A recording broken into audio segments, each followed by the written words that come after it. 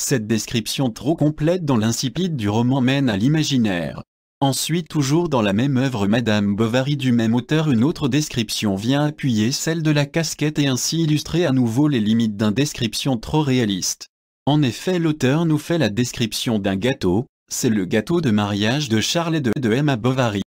Le gâteau est décrit aussi précisément que la casquette avec de nombreux termes qui en font une pièce montée inimaginable. Le gâteau est composé d'une accumulation de parties marquées par la présence des marqueurs temporels d'abord, puis et enfin. Différents termes sont présents pour décrire les différentes parties comme un carré de carton bleu, statuette de stuc, en papier doré, en gâteau de Savoie, amande, raisin sec, quartier d'orange, des lacs de confiture et des bateaux en écale de noisettes, ou encore escarpelettes de chocolat. Ces termes tout différents parfois accompagnés de personnifications sont là pour décrire le gâteau et cette diversité des termes le rend tout comme la casquette, presque inimaginable et incroyable. Deuxièmement, un roman peut refléter une réalité modifiée. Les romanciers écrivent des romans se basant sur la réalité mais avec des personnages ayant un destin particulier qui lui n'est pas forcément basé sur la réalité. D'abord comme illustration réelle on peut citer par exemple le roman La Princesse de Clèves écrit par Marie-Madeleine de La Fayette en 1678. L'action se déroule, entre 1558 et 1559, à la cour du roi Henri II. Mademoiselle de Chartres, jeune fille de 16 ans élevée par sa mère selon des règles rigoureuses, rencontre au Louvre le prince de Clèves qui la demande en mariage. Elle accepte ce mariage sans vraie conviction.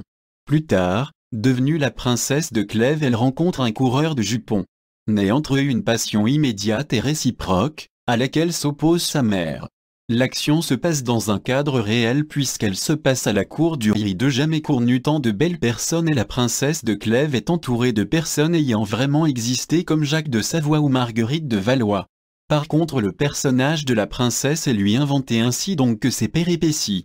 L'auteur a écrit un roman issu de la réalité mais avec un personnage principal et une histoire qui eux sont imaginés. Ensuite, toujours dans le cas d'un protagoniste inventé évoluant dans une société réelle, on peut citer comme exemple le roman Les Misérables écrit 1862 par Victor Hugo. En effet, l'action se déroule en France au début du XIXe siècle entourée par les deux grands combats que sont la bataille de Waterloo et les émeutes de juin 1832. On y suit la vie de Jean Valjean, de son retour de prison jusqu'à sa mort. Autour de Jean vivent des personnages témoins comme lui de la misère de ce siècle, ils sont tous misérables ou proches de la misère. L'histoire se passe donc dans un cadre réel puisqu'il se déroule à l'époque de faits historiques. Mais le personnage principal, Jean Valjean est lui fictif, le personnage et ses péripéties sont issus ni plus ni moins de l'imagination de l'auteur. Le personnage est proche de la réalité, proche du lecteur. Son univers n'est ni plus beau ni plus éclatant que le nôtre. C'était en hiver, un mois de décembre très froid, elle grelottait à demi nue dans des guenilles, pauvre petit pied tout rouge dans des sabots mais lui va jusqu'au bout de son destin. Il est même dit voyager, c'est naître et mourir à chaque instant. Le romancier a écrit un roman se basant sur la réalité mais avec des personnages et un destin particulier qui eux est imaginé. Troisièmement, certains auteurs dans leurs romans ne font pas de mélange. Soit le roman ne se teinte que de bonheur et de gaieté, soit il ne se teinte que tristesse et de grisaille. D'abord certains se teintent dans la quasi-totalité d'une couleur triste et sombre, sans mélange harmonieux entre le triste et l'heureux. C'est le cas de L'Assommoir, roman écrit par Émile Zola en 1877 qui est un roman essentiellement triste. Il retrace la vie de Gervaise Macquart, qui après sa rupture avec Lantier se retrouve abandonnée à Paris avec 2 enfants. Elle tente de lutter contre la misère. Elle parvient à ouvrir sa boutique qui va ensuite être ruinée par l'alcoolisme d'un des membres de la boutique. Gervaise, désespérée, tombe elle aussi dans l'alcoolisme et tente même de se prostituer. Un de ses amis et associés meurt de folie et elle-même entièrement dans la misère finit par mourir. Ce roman raconte une histoire triste du début à la fin, il raconte la misère d'une femme qui tentait de s'en sortir dans la vie. Le roman commence dès l'incipit avec un passage qui donne la couleur du livre. Gervaise, toute frissonnante d'être restée en camisole à l'air vif de la fenêtre, elle s'était assoupie, jetée en travers du lit, fiévreuse, les joues trempées de larmes. En effet, la présence de mots comme frissonnante, fiévreuse, larmes font allusion à la tristesse et la faiblesse du personnage, Et cela dès les premières qui présentent sa mort. Un matin, comme ça sentait mauvais dans le corridor, on se rappela qu'on ne l'avait pas vue, Gervaise, depuis 2 jours, et on la découvrit déjà verte. Dans sa niche montre bien la tristesse et la dureté de l'œuvre avec des termes comme sentait mauvaise ou déjà verte. Cette œuvre sombre d'Émile Zola ne reflète que la fange et la boue. Ensuite, au contraire, certains romans sont beaucoup plus teintés de côtés heureux et prospères. C'est le cas par exemple du roman Au bonheur des dames de Zola. Ce roman raconte l'histoire de Denise Bauduc qui quitte sa Normandie pour s'installer à Paris avec ses 2 frères.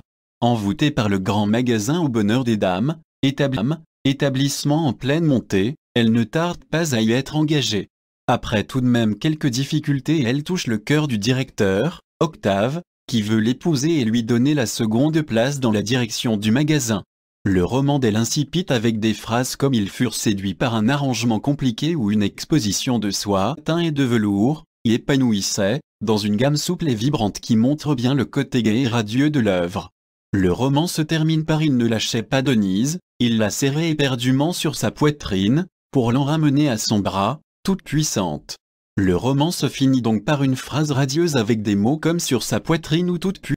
Ce roman est donc composé essentiellement de moments heureux malgré quelques passages tristes comme le rappel de la mort du père de l'héroïne, les vieux vêtements du deuil de leur père. On peut dire que ce roman de Zola est un miroir qui reflète nettement plus les astres et cieux que la fange et la boue. Dans cette deuxième partie, nous avons montré que le roman peut allier le réel au fictif. Le trop de réalisme dans les descriptions présentes dans un roman mène à l'imaginaire. Un roman peut refléter une réalité modifiée. Les romanciers écrivent des romans se basant sur la réalité mais avec des personnages ayant un destin particulier qui lui n'est pas forcément basé sur la réalité. De plus, ce ne sont pas forcément le reflet de la joie et du chagrin. Certains auteurs dans leurs romans ne font pas de mélange, soit le roman ne se teinte que de bonheur et de gaieté, soit il ne se teinte que tristesse et de grisaille. Le roman se décompose en plusieurs sous-types comme le réalisme, le naturalisme, ou historique. De nombreux écrivains comme Émile Zola, Maupassant, Flaubert, ou encore Victor Hugo ont choisi l'écriture de romans.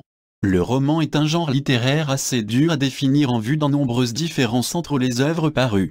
La définition qu'en a fait Stendhal dans son œuvre Le Rouge et le Noir n'est pas tout à fait véritable et juste pour tous les romans.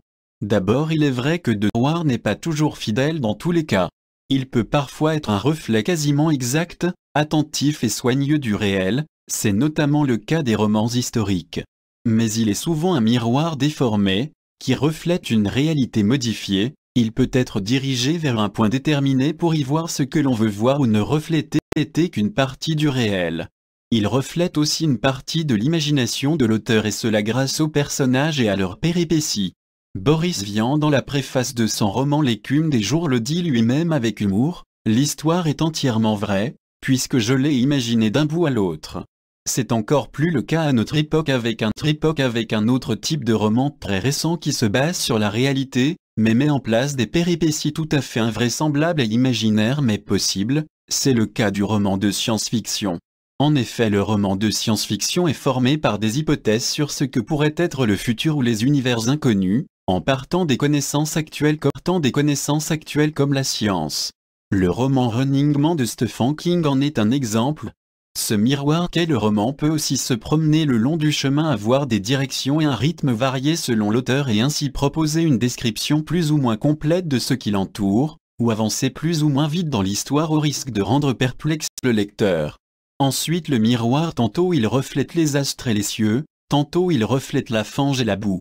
En effet, dans certains romans il y a un mariage équilibré entre gaieté et tristesse, mais dans d'autres cas l'auteur peut se concentrer et mettre en valeur principalement soit sur le côté sombre de l'histoire ou soit sur le côté heureux du roman. La définition faite par Stendhal manque de précision, il le sait en quelque sorte lui-même puisqu'il dit en opposition toute œuvre d'art est un beau mensonge.